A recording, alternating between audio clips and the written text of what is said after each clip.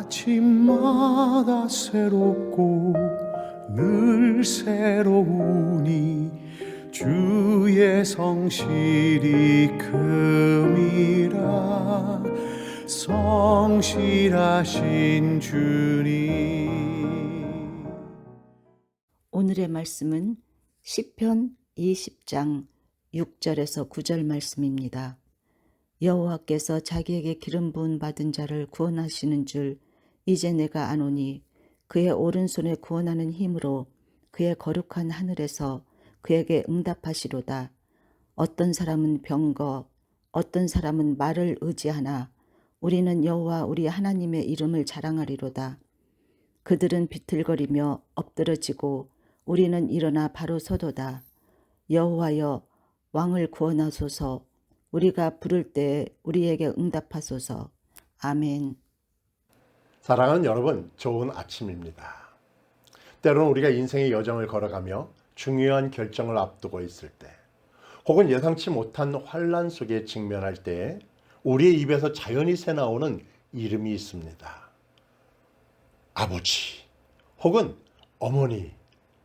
그 순간 우리의 마음속 깊은 곳에서 튀어나오는 그 이름이 곧 우리의 신뢰의 대상이죠.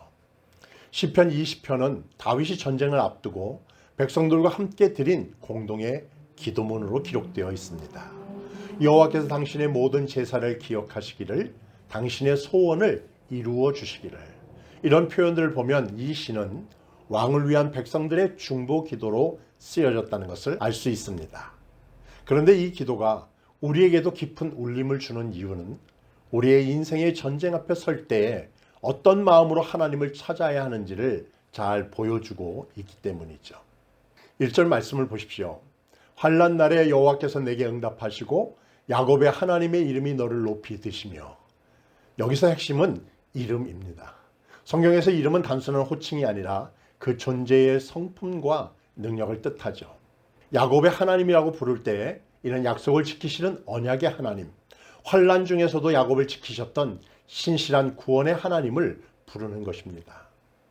그래서 이들은 전쟁을 앞두고 자신들의 무기나 전략에 의지한 것이 아니라 하나님의 이름을 먼저 부르고 있는 것이죠.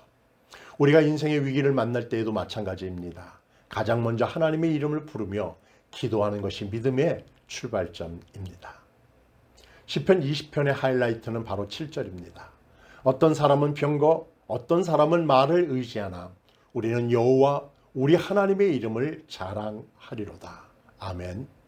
다윗은 누구보다도 전쟁을 많이 겪은 사람이었습니다. 그래서 말이 많고 병거가 많은 나라가 강해 보인다는 것을 잘 알고 있죠. 하지만 그는 그 모든 것보다 하나님의 이름이 더 강하다는 것을 믿고 있습니다. 우리가 의지하는 것이 돈이든 사람의 말이든 내 경험이든 이 모든 것은 무너질 수 있다는 것을 다윗은 알았습니다. 그래서 그는 8절에서 이렇게 고백하고 있죠. 그들은 비틀거리며 엎드려지고 우리는 일어나 바로 서도다. 아멘. 결국 승리하게 되는 이유는 하나님을 의지했기 때문입니다.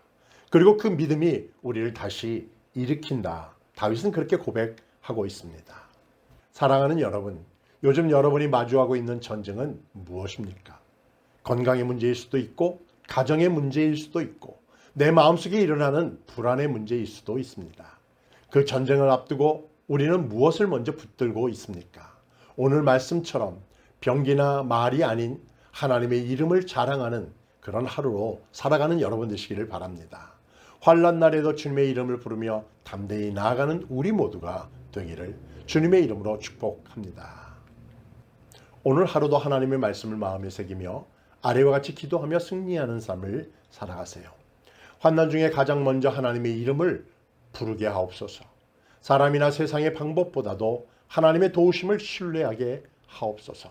하나님의 이름을 자랑하며 믿음으로 승리를 선포하게 하옵소서.